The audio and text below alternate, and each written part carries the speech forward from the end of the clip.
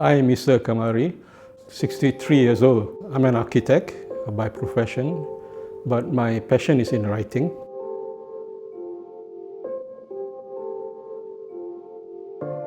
I couldn't possibly survive economically with just being a writer. I mean, how much can you earn by being a writer?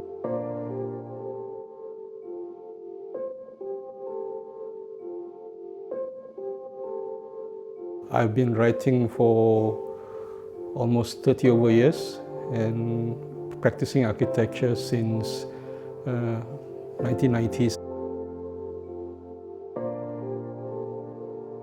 If I did not go through that trauma of, in 1979, I'm not sure I would become a serious writer like what I am now.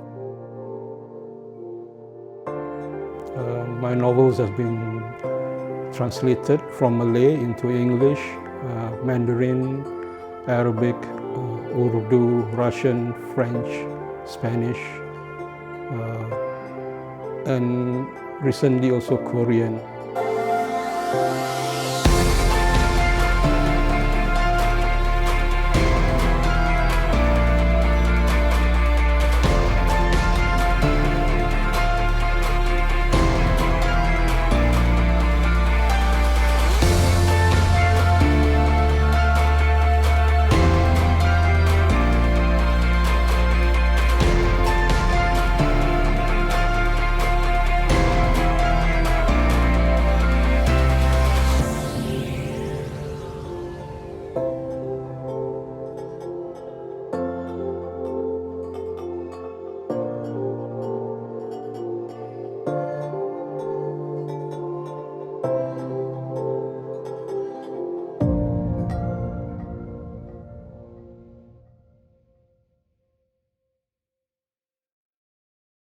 My first poem was published when I was 19. It was published at Berita Minggu. The title of the poem was it's quite a naughty one, Surat Pelacur kepada Kekasihnya. Anyway, that was the first poem. And I also got my short stories published through Berita Minggu. So it was more like a cultivation period in terms of my literary skill, testing myself with the readers through small publication in the papers.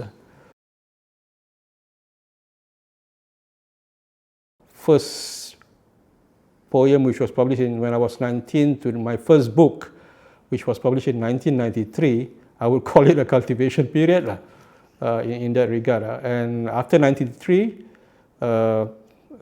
I published my collection of short stories in 1994.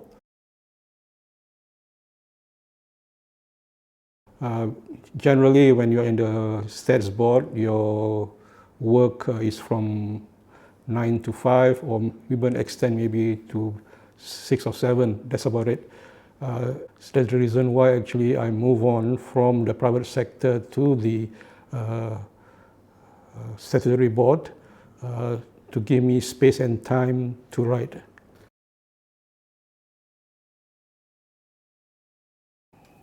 One thing for sure is my family members give me space for writing, in the sense that when I'm writing, they try their very best not to disturb me.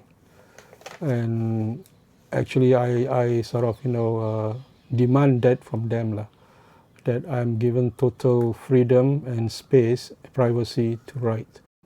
In this regard, my good wife is my only best friend, because she understands how I think, feel, even to the extent of my level of spirituality and so on. She would understand me most, and you need friends like that to see whether what you're doing is okay or not, in life, basically. It takes friends like your wife to be able to criticize you directly. Others might feel reserved or wanting to criticize you for whatever reasons, but your wife don't care in this regard. She will tell you exactly what she feels or think about what you do or what you think. So it is friends like that which I think you need in life. Yeah, she's always been my second reader when it comes to my literary works. Who's the first reader? My first reader is myself, right? Okay. Yeah. Second reader, I mean, the first person whom I always give to read my works. She always gives me an insight from a woman's point of view as to whether the voice that I have would actually appeal to a woman's reader. Has she been correct in Oh yes, most of the time, because when it comes to us men, we have a certain perspective of life, and being very maybe too systematic or too orderly. But when it comes to women, they got a certain perception and even reception of ideas. I always take her advice when it comes to expression of feelings or woman characters in my novels. When you read works, you do not, you do not choose works which actually pleases you per se. To me, that's not the right attitude about reading. When you read works, you read wide range of works, whether you like it or you don't like it. But you want to find out the reason such authors write that way or write about the subject. During my developing years as a writer, I do read a lot when it comes to novels by other important writers. I began to like the genre of novels when I started with reading novels by the Russian authors. People like Tolstoy, Dostoevsky, Gogol. Those are the writers which I look at. Hemingway, and then move on to writers like Orhan Pamuk or Najib Mahfouz. Basically the Nobel winners writers. You just read to learn from them when it comes to how they manage to present their ideas creatively, or even learn some techniques in writing.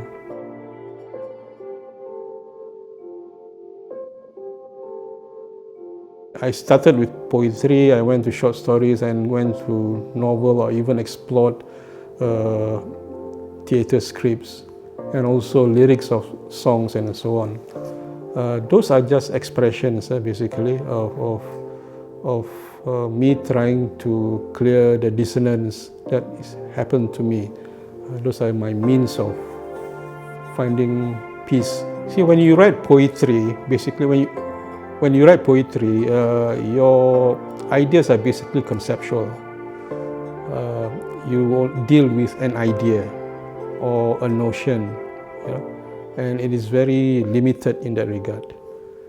When I move on to short story, my short stories are still very conceptual, and short stories has got a limited range of words, so you're not able to express beyond a single idea or a single concept or even just a single story.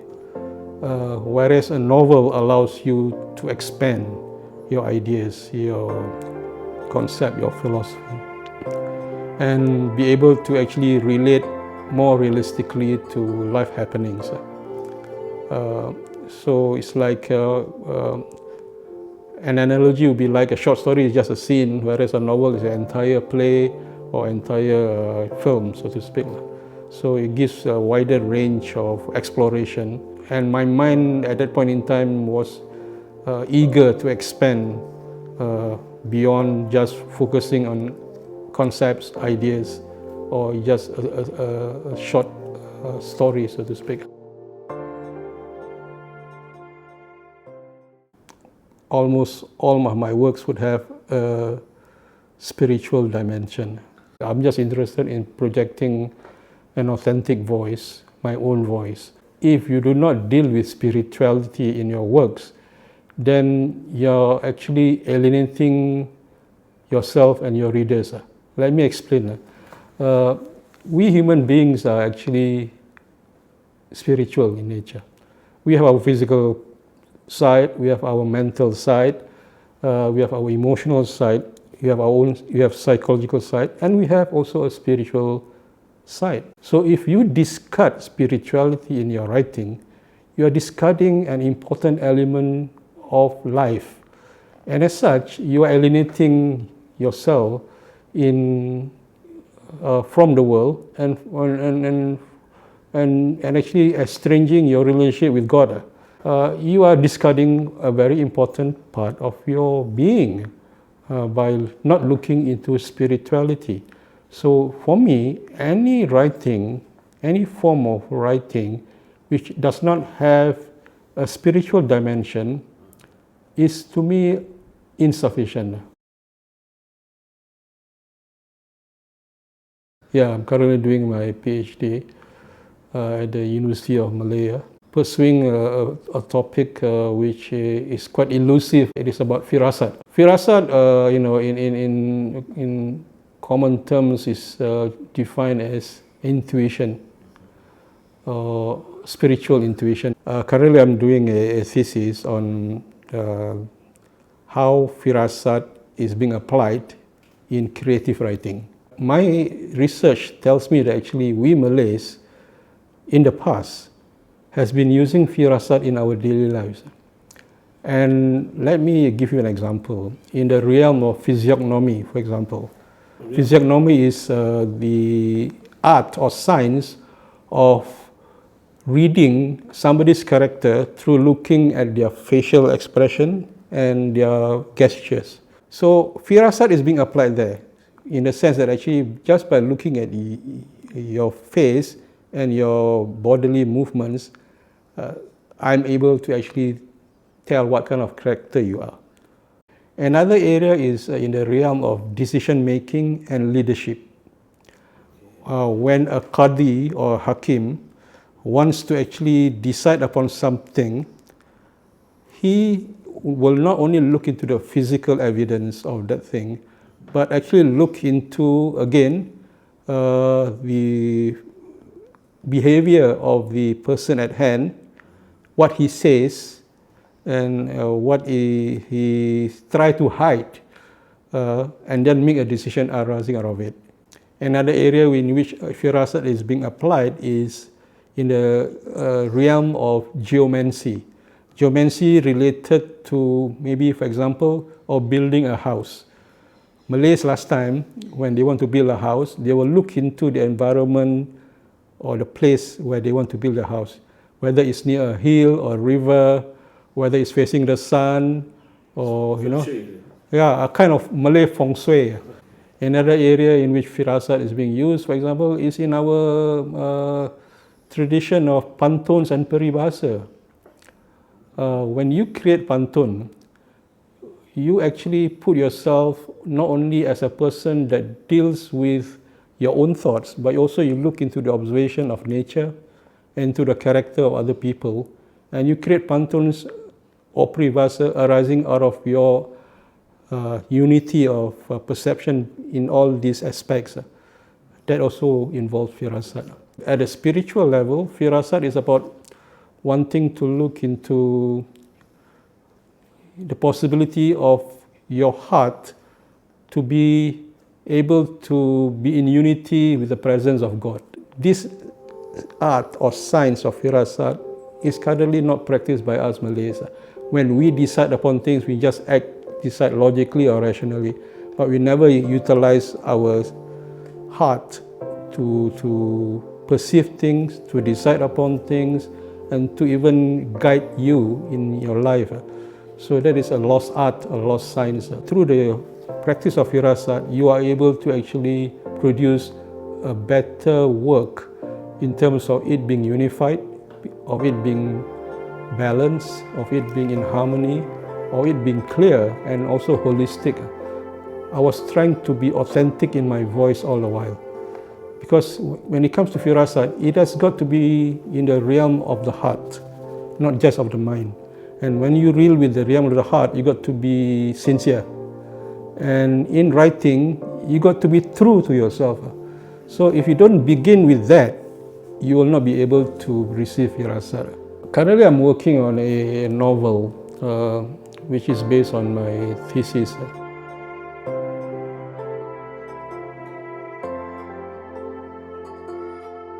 Never. I don't think I'm important enough to write about myself. Also, for that matter, even a biography.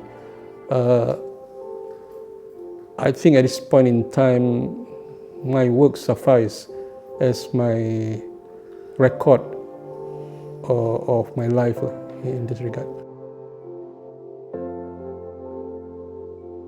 I've always actually regarded the Nobel Prize winners to be my mentors. One of the things that I discovered is that even though they would be able to produce works which is internationally received to be good, their main focus is still on their own society. Naguib Mahfouz, for example, write about the Egyptian society. But at the same time, they were able to actually elevate their depiction of their society to be at a level whereby international audience would be able to see the importance and significance.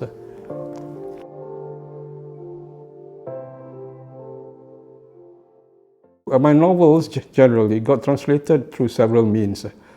First, the translator herself or himself approached me of wanting to translate the works. Secondly, it's through the publisher. Publisher feels that actually this work has got certain merit of it being translated into another language. Third thing is that when it comes to translations, translators have their own network. One translator would actually recommend to another translator to translate the work that he or she is currently translating. So for example, my Arabic translator got in touch with a literary agents.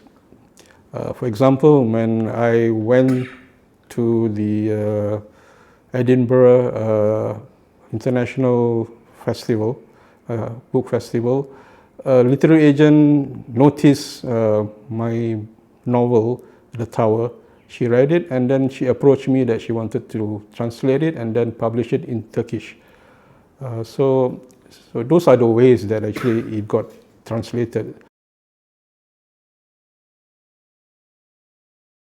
I was thinking that maybe perhaps it is due to the fact that it has got what I call a glocal quality.